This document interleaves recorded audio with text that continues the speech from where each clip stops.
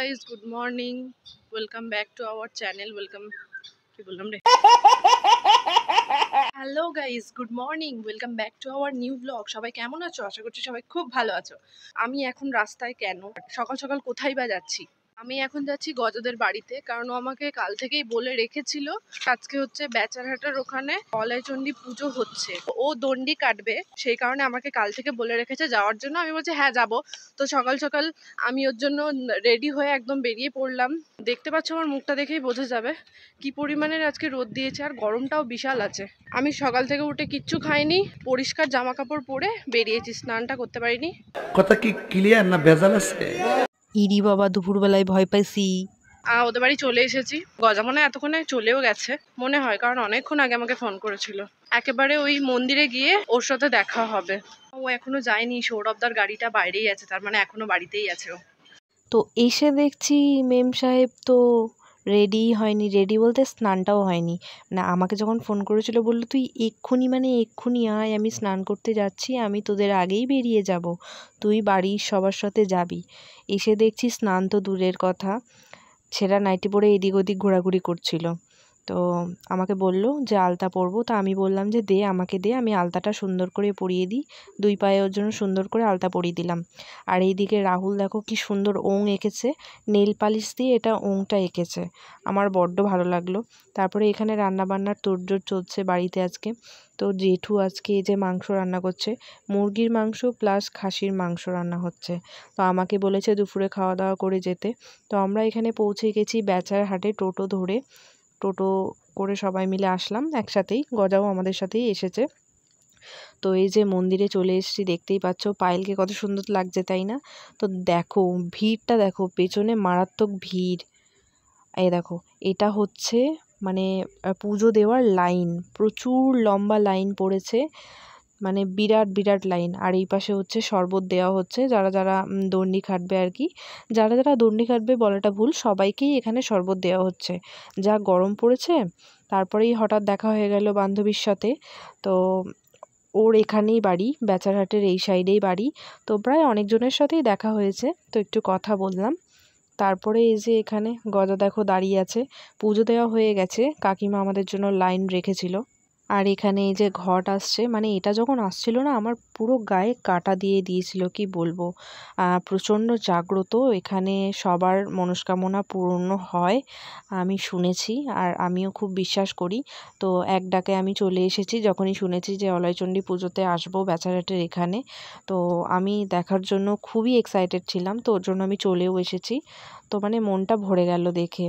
ও মায়ের পুজো দেখতেই পাচ্ছ, ঘরটা এখন নিয়ে যাওয়া হচ্ছে, মানে বাইরে বাইরে থেকে লোক এখানে পুজো দেখতে, পুজো দিতে আসে, তারপরে মানসিক করতে আসে এখানে।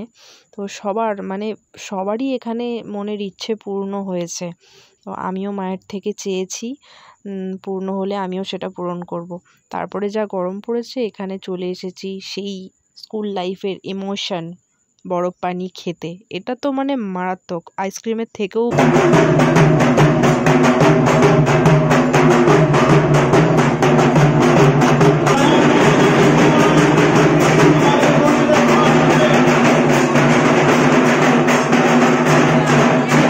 জায়গাটা ছোট, তাই এত ভিড় আর এত গরম করছে। তো আমরা একটু এদিকে এসেছিলাম ব্রিজের সাইডে, যেখান থেকে স্নান করে সবাই দণ্ডি কাটবে। তো এই ব্রিজটার নিচেই হচ্ছে ক্যানেলটা। তো তোমাদের একবার ভিউটা দেখাবো। আর পাশেই কিন্তু ডিজে বাজছে, মানে বক্স বাজছে। তো গান শুনলেই আমার নাচতে মন করে, তাই আমি একটু নাচ করছিলাম আর কি, দেখতেই পাচ্ছ তোমরা। দেখো ক্যানেলটা একবার দেখো, জল কিন্তু একেবারে শুকিয়ে গেছে গরমে, এই সামান্য জলেই ওরা স্নান করবে। তো ব্রিজের এখানে আমি ওকে বললাম একটু ভিডিও করে দে, আমি একটু ক্যাদ করি। তো আশেপাশে দেখলাম কেউ নেই, তাই একটু ডান্স করে দিলাম আর কি।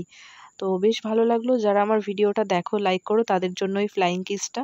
তো পরে আমি দাঁতটা বের করে হেসেও দিলাম। পেছনে দেখতে পাচ্ছ কয়েকজন আসছে, পুজো দেওয়া কিন্তু এখনো কমপ্লিট হয়নি, পুজো দেওয়া শেষ হবে তারপরে দণ্ডি কাটা শুরু হবে। তো এই যে শরবত দেখতেই পাচ্ছ, এটা কিন্তু একটা শরবতই না, 2-3 বার করে নেওয়া হয়েছে। আমি আজকে সারাদিনে কটা শরবত খেয়েছি সেটা তোমরা বললে বিশ্বাসই করবে না।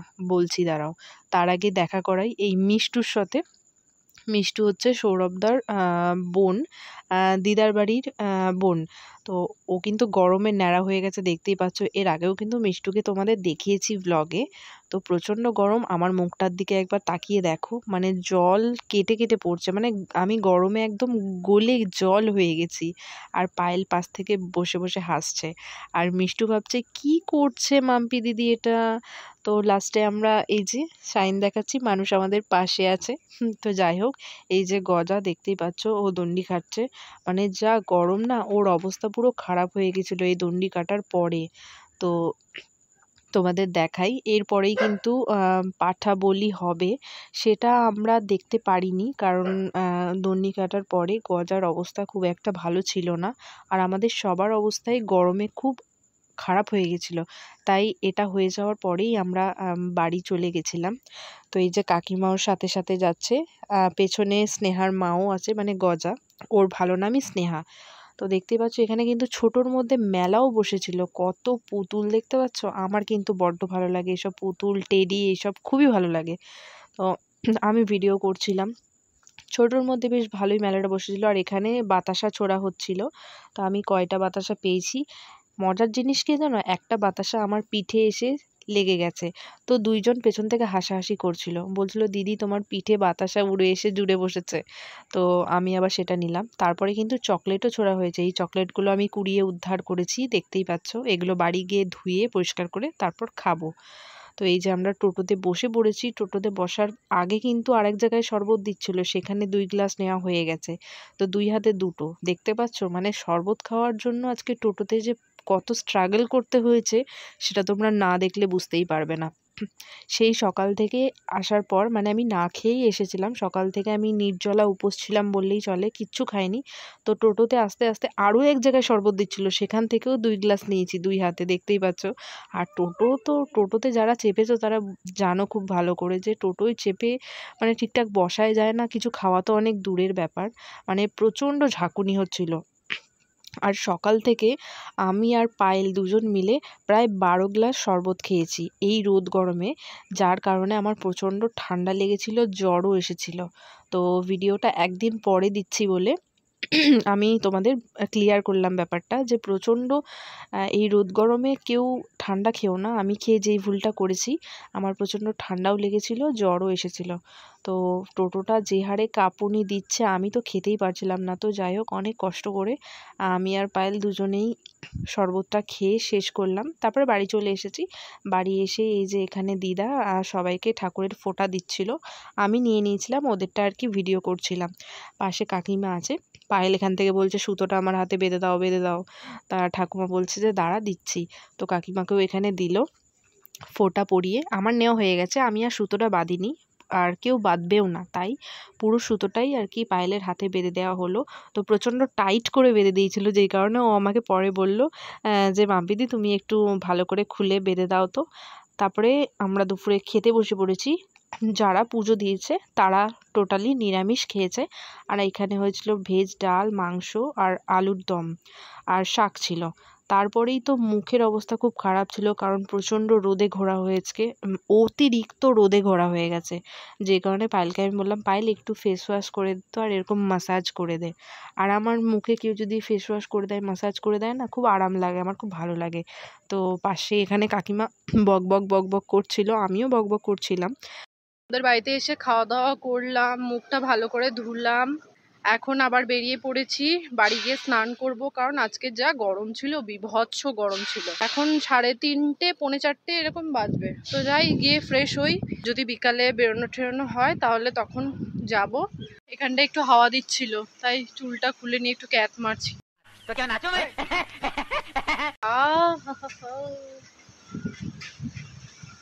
মারাত্মক হাওয়া দিচ্ছে, সেই লাগছে হাওয়াটা, সেই লাগছে।